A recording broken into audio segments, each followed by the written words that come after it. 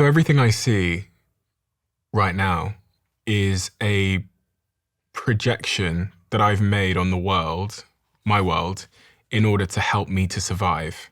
And my brain is not showing me things that it doesn't think I need to see because they won't be conducive with survival, because they are cognitively, in terms of like how much fuel and energy they would require to process and think about, they are cognitively inconsequential, or like it would be inefficient for me to spend my cognitive power to see those things.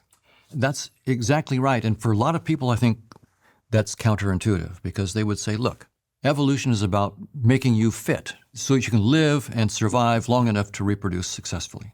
And surely evolution should do that by making you see the truth. I mean, if you see the truth, then you're going to compete in the game of life much more successfully than if you don't see the truth. So what are you talking about this headset nonsense for? This is not a headset. This is the truth. I mean, and evolution should shape us to see the truth. Now, I think that's what most people would assume.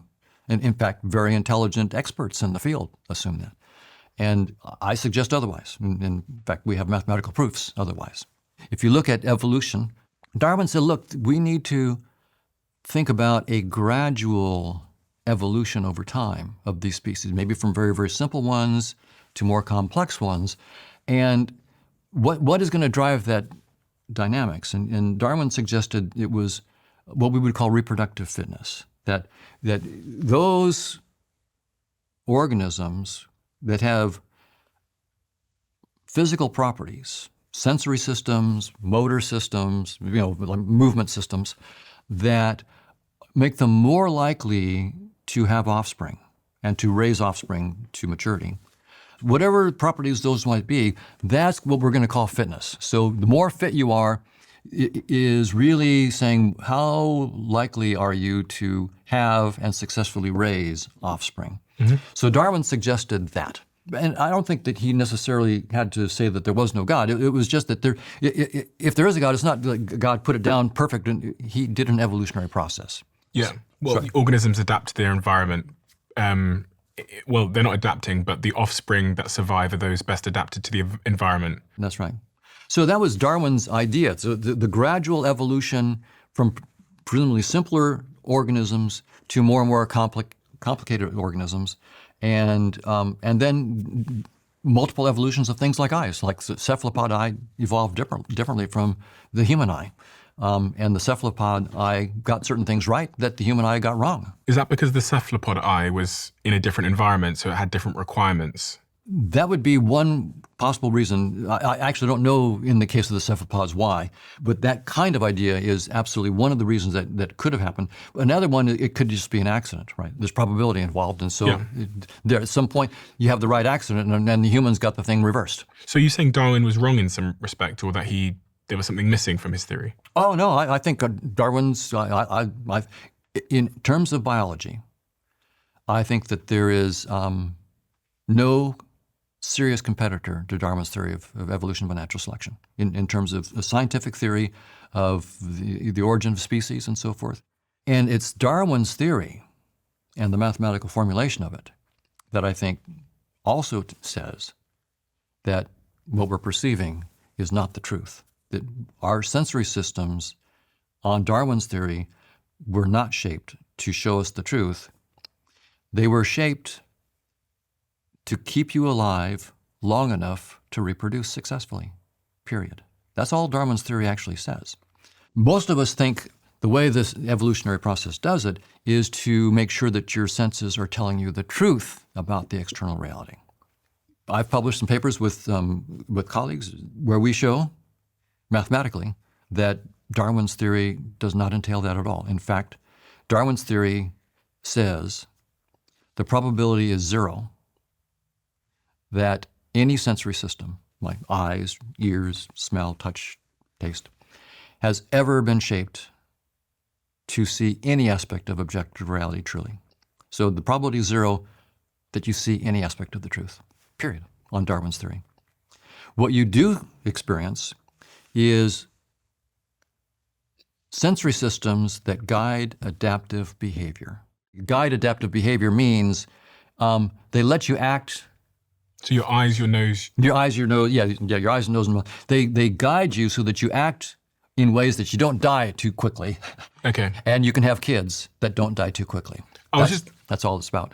I was just playing out the scenario then that you removed my eyes and you removed my ears and my nose and my ability to sense, temperature and things like that, all of my senses. I thought, if I was the only person on Earth and you removed all of my senses, what would reality be? Because if you remove my senses, reality no longer exists as far as I'm aware of it. But that doesn't mean nothing exists. And I'm wondering what that nothing would be. Like if you just imagine wipe off everyone on the earth and it's just you and we remove all of your senses, what is in that space? Because you're right, my senses, my eyes, my ears, my ability to understand temperature is a byproduct and consequence of me surviving.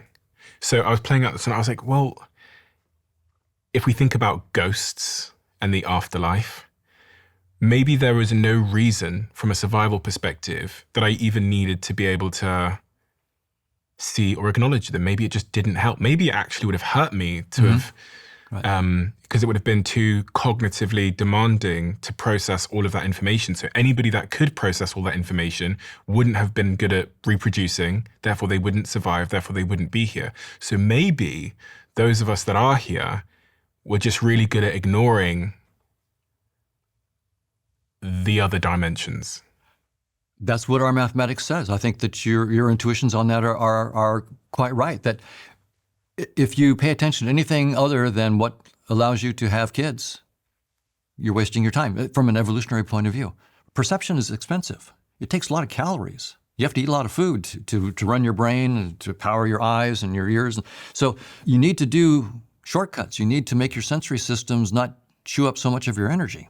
The more expensive your perceptual systems are, the more you've got to eat to power those. So that means you have to go out there and forage and put yourself at harm's. So so there's a trade-off. We try to do things cheaply in evolution, and going for the truth, you don't need to actually go for the truth because that's very, very expensive. So for example, there are some flying insects that need to lay their eggs in water.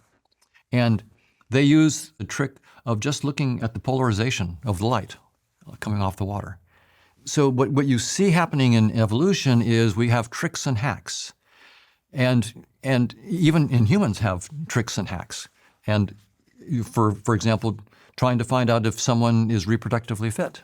Right? I can't actually look at your DNA and go, well, okay, he's got an A, C, G, and T, but he's got a C here where it's supposed to be a T, I can't look at your DNA. So what do I look at? I have to look at your what I can see of your body and your voice and so forth. So one of the most compelling arguments for the fact that we aren't seeing reality as it is, and we're actually only seeing what we need to see in order to survive, is when you look at, as you were saying, as how different animals see the world. And can you just give me some more examples of different animals that see the world completely differently? I always think about bats. How do bats see the world? Because do they see colors like we see them and objects like we see them? No, bats use echolocation. They'll send out little bursts of sound at very, very high frequencies, and then they have these big ears that capture the returns. Just looking at their sensory system, it says, most insect-eating bats use echolocation, as you said. They emit high-frequency sound waves and see by listening to the echoes bouncing off other objects. That's right. And this gives them some kind of sonic map of their surroundings, helping them to navigate and effectively see in total darkness. So you imagine a bat. Right. Like then, if a bat is sat there thinking that they understand the nature of reality, when it's actually just a map of how the sound waves bounce back, they, I imagine, don't have the same, they have a completely different perception of what reality is to us. And therefore it would be quite ignorant to assume that we as humans are seeing reality as it is, when just like the bat, we've probably adapted to our environment and built senses, eyes, ears, touch, that helped us to survive. I would agree with you, but some of my colleagues would disagree, and they would say humans are much more complicated. And, surely bats and so forth, they have to have all these shortcuts and they don't see reality as it is. But we've evolved further and we're closer to the truth. From my point of view, what I see, this table and this cup and so forth, is just a convenient fiction. Whatever reality is, it's utterly unlike anything that I perceive. Utterly. In a TED Talk that you did in 2000, in the 2000s, you talked about simulations that you ran to prove that, I guess in part, that I'm only seeing things that will help me to survive as a creature, as an organism. Can you explain to me simply what those simulations were and what they proved? Yes, in our simulations, and this is before we had theorems. So we did simulations just to see if the ideas were working. And we would have artificial organisms in a computer. Yeah. So it was like a game that we put together. And we would have a world, and we would let some organisms actually see the true state of that world. So they were the truth organisms. And then we'd have other ones that only had like a headset, an interface that only could see not the truth, but just some little bit of information that could guide adaptive behavior. That would help them to survive, reproduce. Survive, yeah, and reproduce. That's right. What we found was, for a wide range of conditions of the algorithm, the organisms that saw the truth went extinct. They weren't able to compete with the ones that didn't. And one of the things that came out of it was seeing the truth takes too much time and energy. It's complicated to see the truth. And if you have a simple trick that lets you do the same thing without having to have a deep insight, then you can get the same benefit. You can get the benefit without having to put all the effort out. And I can give you a concrete example of an organism that does this. That's pretty funny. So there's the jewel beetle. It lives in the outback of Australia. It's dimpled, glossy, and brown. The males fly, the females are flightless. So the males are flying around, of course, looking for an eligible female. It turns out that men in the outback tended, for a while, were drinking beer with these bottles that were also dimpled, glossy and brown. They throw them out into the outback, and they turned out to be dimpled, glossy, and just the right shade of brown to grab the attention of the male jewel beetles. They're actually on the bottle. They're full body contact. They're crawling all over it, and they still think it's a female. So how much do they know about their women? Very, very little they know about their women. A female is something dimpled, glossy, and brown. Apparently, the bigger the better. And that's what a female is. So you can see evolution didn't give these male beetles much insight into their females. They gave them just enough information to successfully reproduce, period. And that's sort of what evolution does. It gives you just enough information to reproduce before you die. So they're all making love to this beer bottle That's because right. they can't tell, they can't see That's right. reality. They can't see that this isn't a woman, this is a beer bottle. That's right. That's one of the more humorous examples of what evolution has done. It does things on the cheap, and that includes human sensory systems. So it's very humbling. We're not the epitome, and what we think is human appreciation of the deep truth of reality is just our little headset. What we experience and know is trivial compared to whatever reality is. Absolutely trivial. We know 0% of reality. And by the way, our scientific theories will always and forever explain 0% of reality because they have to make assumptions. And every theory, scientific theory, has to make assumptions. And so we're going to have we'll have, in principle, an infinite sequence of theories with ever deeper assumptions, and we'll never get to the bottom. And since it's an infinite sequence, that means everything we got so far is 0%. So I'm a scientist. I'm all for science. I encourage young men and women to go into science. I think it's a great thing to do. But just know that all of our theories will comprehend 0% of reality. You know, people talk a lot about how their pets or other animals are able to see another dimension. Sometimes people say things like, my dog started barking at this, or I had cancer, and there's dogs or animals that have been able to, they believe, spot certain diseases inside the human body. And when you look at the sort of sensory faculties of these dogs can hear frequencies up to 65,000 hertz, whereas humans can only go to 20,000 hertz. Dogs have up to 300 million olfactory receptors. Yes. Humans just have 5 million. and some animals like cats can see different sort of frequencies of light. So it does beg a question. You know, if it's possible for an animal, an organism, to see the world in a different depth and width than us, Right. what happens if you go further? Right, absolutely. There are some that can detect electric fields. So some fish can detect electric fields. Some birds, I believe, can see the polarization of light. And some insects, of course, use polarization of light to find where to lay their eggs. So and we can't do that. So yeah, when we start to study other animals, we see these remarkable abilities. Interesting. And what does this all mean for the nature of how one should understand their life? Because I guess the way that we perceive the world causes us so much suffering or joy, depending on how we perceive it. Is there anything, people, from all of the work you've done and the books you've written, that people can bring into their lives to help them live better lives with this understanding of the world?